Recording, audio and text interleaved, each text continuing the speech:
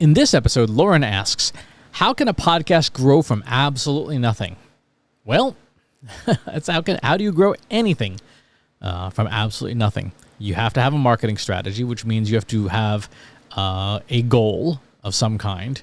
You need to have a defined audience, a niche that you want to occupy. Ideally, that niche is not so saturated that you have no chance of being heard. You have to then build the product, which is your show, and then you have to distribute it, right? You've got to get it out there, publishing it to all the different platforms. You have to activate it using influencers of some kind, friends, colleagues, podcast directories, you name it. And then you've got to spend some money to promote it, right? It can be running ads for your show. It can be doing influencer marketing and partnerships, showing up in other people's newsletters and their shows, trading promos, whatever it takes.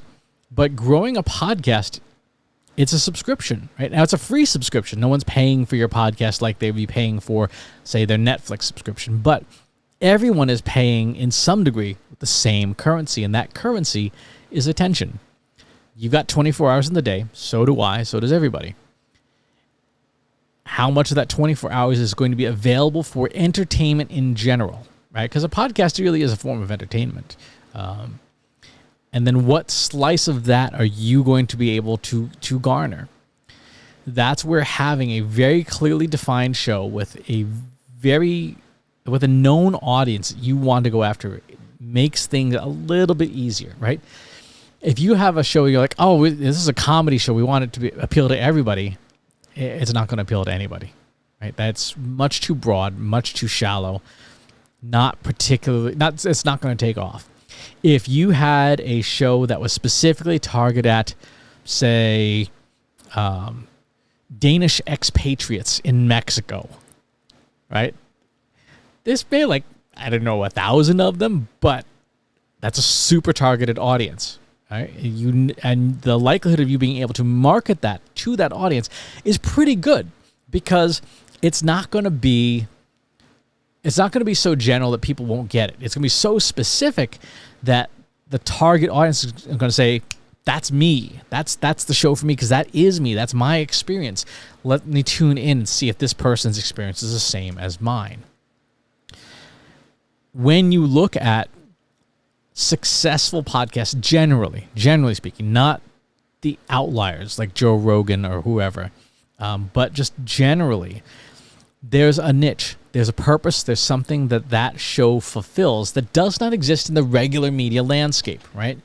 You can get talk shows, tons of them, but there's got to be something that is a unique twist. For example, the show Hot Ones by First We Feast has a totally unique angle, and that is to make people really suffer by eating hotter and hotter hot wings until they can barely function as human beings whilst trying to answer interview questions. It's a very interesting show.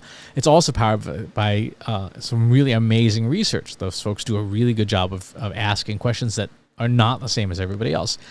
That's a premise of people who are just slightly sadistic, right? We watch that show because we like to see people in pain.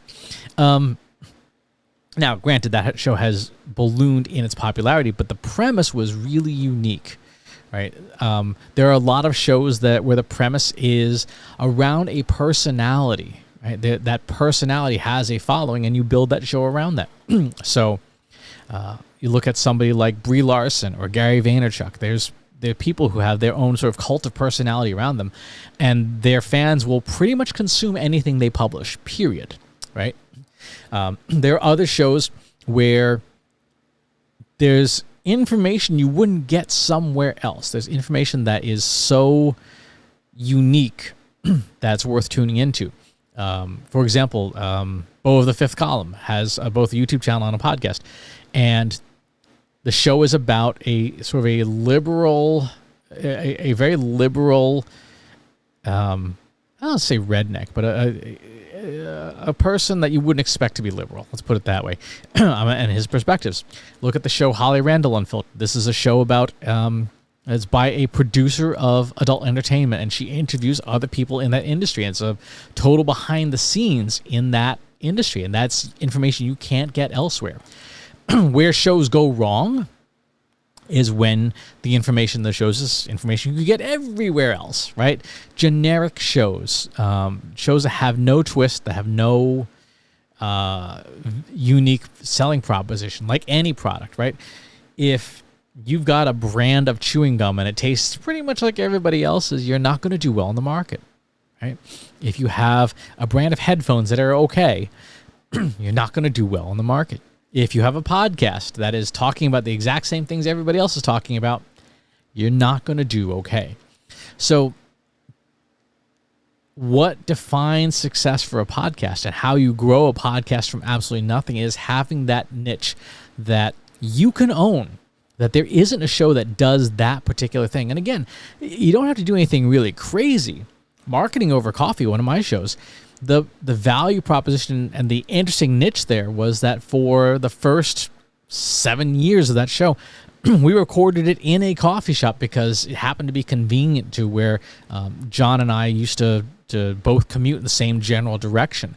And so we would meet up at the Dunkin' Donuts on Route 9 in Boston to do the show at 5 a.m. on Thursdays before we had to go to our regular jobs. And it was that ambience that really set the show apart in the early days. And then later on, the value proposition is marketing information that you're not really going to get anywhere else, right? It's different.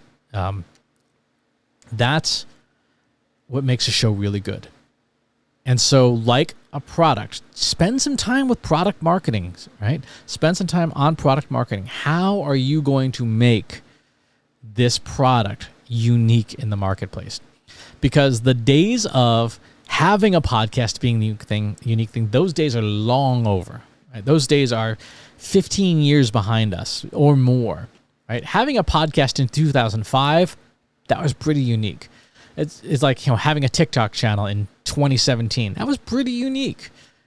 Having that today, there's nothing special about it. There's nothing special about having a podcast. So what is your value proposition?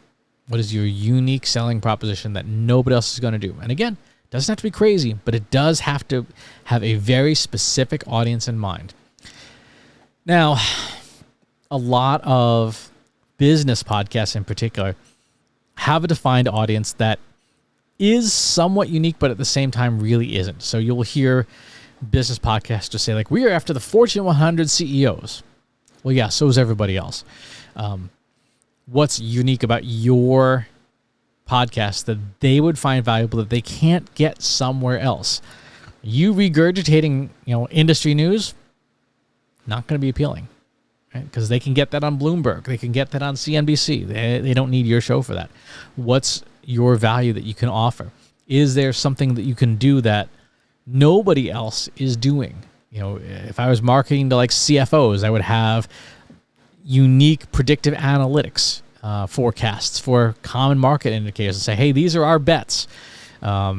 Take them or leave them. They obviously don't take investment advices from some random person on the internet, but it would at least set you apart from all the other business shows because you would have these predictions that, depending on how accurate you were, might be really appealing to folks. And not wishy-washy predictions, but something like, we're betting, Dow 30,000 next week.